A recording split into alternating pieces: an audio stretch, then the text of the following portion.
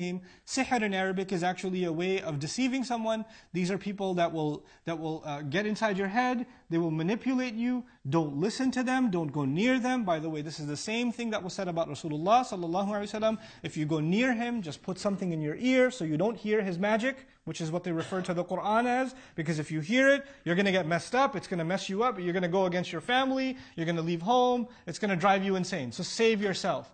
Now their first propaganda, they're nothing but magicians. But here's the fun part. يُرِيدَانِ أَن يُخْرِجَاكُم مِّنْ أَرْضِكُمْ بِسِحْرِهِمَا. Their agenda is to take you away from your land using their magic. They are a threat to the land. This land belongs to us and they want us out of here.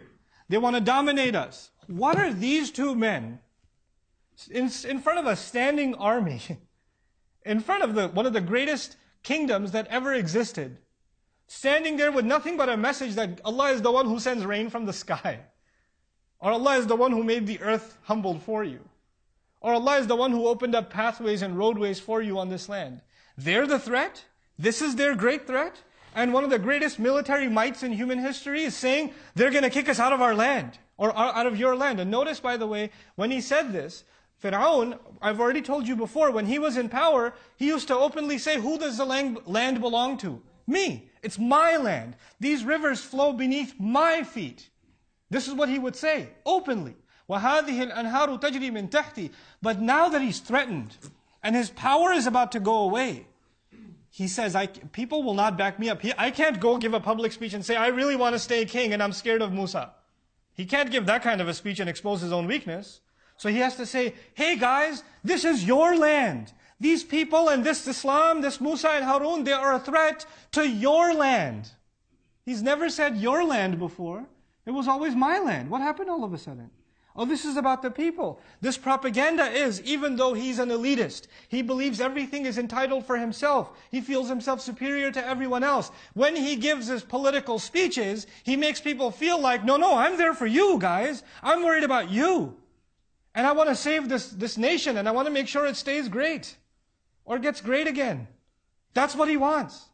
And that's how he's going to position his speeches. That's the second part. يُرِيدَانِ أَن يُخْرِجَاكُم مِّنْ أَرْضِكُمْ بِسِحْرِهِمَا. But my favorite of all parts, وَيَذْهَبَا بِطَرِيقَتِكُمُ الْمُثْلَى.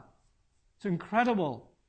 And he wants to remove from you, get rid of it, remove something from you. What does he want to get rid of from you? Your exemplary lifestyle. Your way of life is better than everybody else's. And these people, they're against our way of life. Literally, tariqah. The way we live, the style in which we live. By the way, the pharaohs, they were the only ones living well. The vast majority of even the Egyptians and the Israelites were living under hard times. They had economic trouble, they had political trouble, their voices were not heard. The only people benefiting from the land were the elite.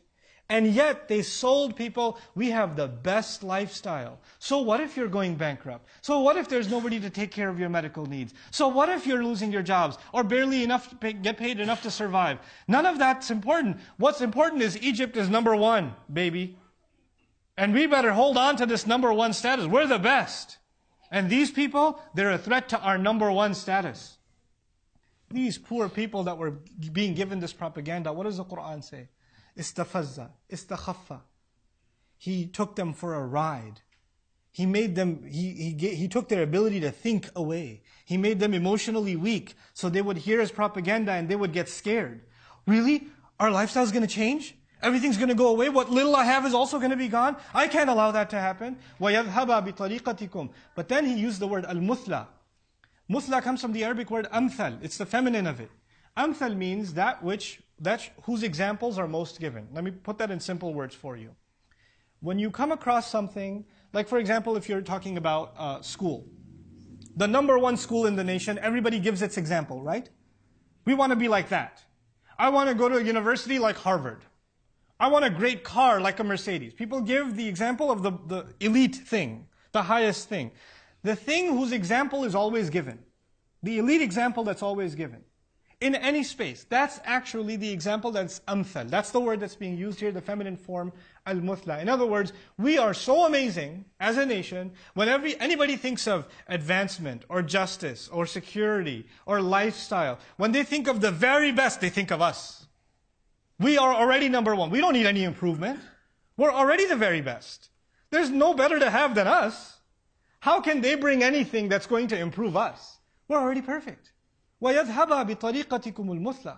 He sold people this artificial patriotism in the name of being the best that needs no improvement whatsoever. And the only one to benefit from this messaging was himself and the people close around him. They were the only people that were going to benefit. And now he had successfully crafted counter messaging. What is that counter messaging? On the one hand, there is a man who's just saying we believe in God and that there's only one God, and He's the one who sends water from the sky, He's the one who provides, just be grateful to Him. It wasn't even a political message, actually. But on the other hand, no, it doesn't matter what they say. It doesn't matter if it doesn't sound threatening.